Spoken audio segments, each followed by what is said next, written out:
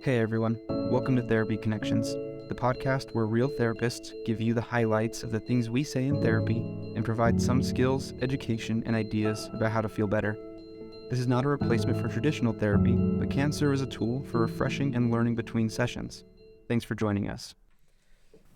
Welcome to today's episode of Therapy Connections. We are on to our next episode in our anxiety series, and kind of following up with what we talked about last episode about not just stop worrying.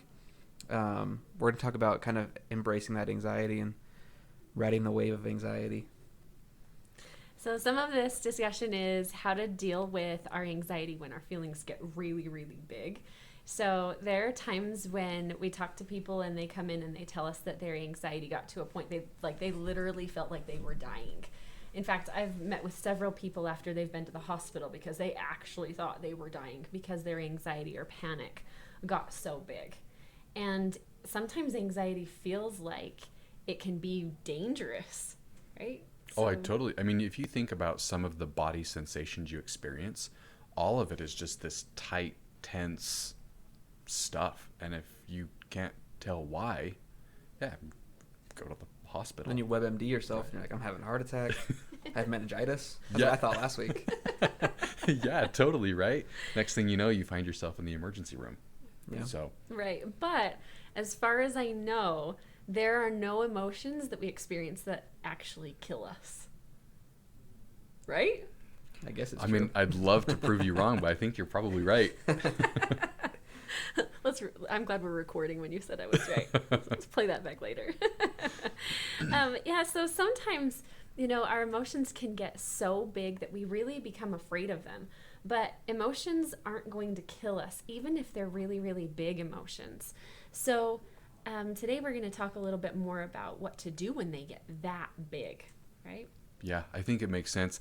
I think we ought to lean back into this idea that we talked about in one of our previous episodes of leaning into the anxiety. Because if you lean away, I should probably clarify, there are times when distraction is the right skill, avoidance not so much.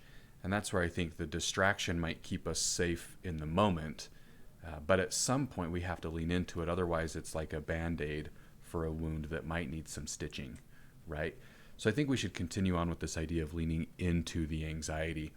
And you guys brought up this idea of riding the wave. How do we do that? What's that look like?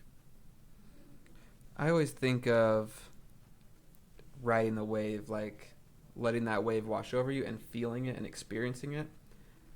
Because a lot of times I think when we feel like we're experiencing a really big emotion, what we're really feeling is kind of the cumulative effect of lots of emotions that we haven't dealt with. And so if you ride those waves and you experience those emotions as they come, you don't get to the point where you've got 50 waves stored up just ready to crush you because you haven't experienced any of your emotions for a week. You've just been putting them all away. And if you deal with them one at a time, your body is recognizes that you're listening to it and doesn't need to be so loud. Yeah, I like that idea. I heard this called Ride the Wave, but I hadn't really thought about what waves were like. And then a few years ago, we went to Hawaii with my family, and my brother-in-law was trying to teach us how to just body surf the waves. And it was super fun. And the first day we had the greatest time because the waves were pretty small. And the second day we went to a different beach and we're trying to ride the waves, and I got straight up tossed so many times. I mean, it hurt. That thing just slams right down on top of you if you don't catch it at the right time. And sometimes afterwards I've been thinking that this is what it's like when you're trying to ride the wave of the emotion. Like when the emotion comes, you go with it, right? You go with it, you watch it come up, you go back down with it. If you try to fight it or hold it off, you're going to get tossed in those waves. That thing's going to slap right on top of you if you're too late, right? So I feel like I've been tossed into the beach a few times. That's not fun either. It's really not. And this is kind of the idea of that. If you have a really big emotion, then you have to be ready to just jump and surf that wave. Watch it go up, watch it come down inside of your body. Know that it's going to come down no matter how big the emotion is. It never lasts forever. And wait for it so that you can come out the other side and not feel like you got totally beat up. I feel like a couple of years back, Shara, when you and I went through the EMDR training, it shifted the way that I think about things. And now I've learned that there's a fair amount of research that suggests that our bodies are more intuitive than what I think I used to give them credit for. Anyway, the training changed the way I think about things, but I think our body tries to communicate messages to us, right? If I'm hungry, my stomach will growl at me. That's probably like the most literal, or maybe a yawn when I'm tired, right? Like your body actually tries to communicate messages to you. If your body's trying to communicate a message to you, let's say anxiety, if you're experiencing it, it's probably indicating that either you're uncomfortable in the environment you're in, you should get out, shouldn't be here, or maybe we need to do treatment and figure out why I actually shouldn't be experiencing anxiety, but that's a whole other point. My point is our body tries to communicate with us, and if what we do is try and run from it rather than learn from it or lean into it, then I think it goes back to what you were saying, Jaden, which is where our bodies at some point will then be dealing with 50 waves rather than the one. So if we're sitting there and we're noticing that my chest just feels really tight, I'm curious what it's trying to tell me. Let's ride the wave and just notice that tightness there. Give it a voice. What might it be trying to communicate to me? You pointed out that the emotions usually last 90 seconds, likely less than that.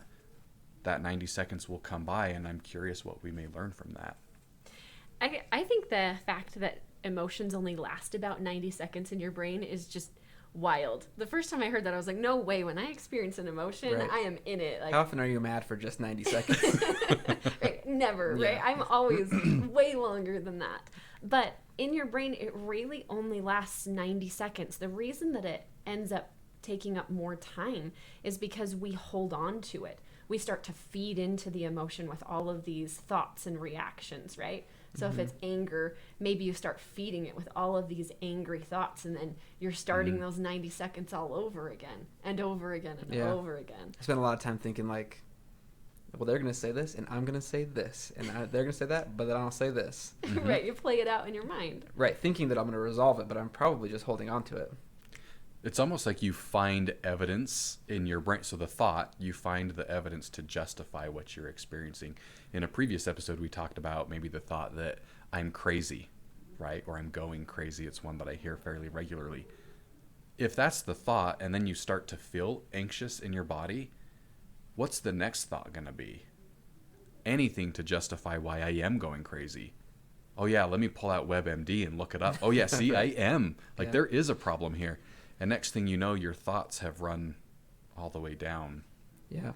And I Through think this. like speaking on that idea that the brain's only sending that signal for 90 seconds, how often when someone's experiencing anxiety or having an anxious thought, do you think about what's going to happen after, or how long it's going to last, or how painful it's going to be? I think most of the time we just fixate on, wow, this thing is really making me anxious and it's really going to suck and I don't know what I'm going to do, instead of thinking about like the reality of it, or the rationality of, or the rational version of the thought. Right. So if there's a way to just recognize that there's the emotion, there's the thought, we don't hold on to them and we don't push them away, we just ride the wave, right? We just time it, go up and down with it. That's something that can actually really give us a better reaction, so that we don't end up, in the hospital thinking that we're dying because of a big emotion. Instead, we can go up with the emotion, we can come down with the emotion, and like Josh says, we can get whatever information that emotion is trying to give us. One thing I throw out there along those lines is that I'm a believer, and I could totally be wrong in this, but I'm a believer that anxiety doesn't come based on nothing, right? I think that if my body is feeling anxious, there's a very valid reason as to why I'm anxious. And so, yeah, sit down, let's ride the wave, figure out why we're anxious, and then for heaven's sakes, be a little bit validating about it. Yeah, this whole scenario is making me very anxious. I feel like I deal with this every week when we do a podcast. I have to just like, all right, I'm going to go in and I'm going to sit in front of a microphone and hopefully I don't sound like an idiot, right? Or make a fool of myself is maybe a better way to say it. That's my job, to make a fool of myself. I always think, speaking of validating, I always think it's helpful. Like a lot of times when I'm feeling really anxious, I'll tell my wife, I'm like, hey, I'm really anxious right now, and I don't know why. Right? Because it kind of puts it in perspective and just lets me experience, oh, I'm being anxious, and there's not actually, I'm just sitting at something, right? I'm just doing nothing, but I'm just feeling anxious.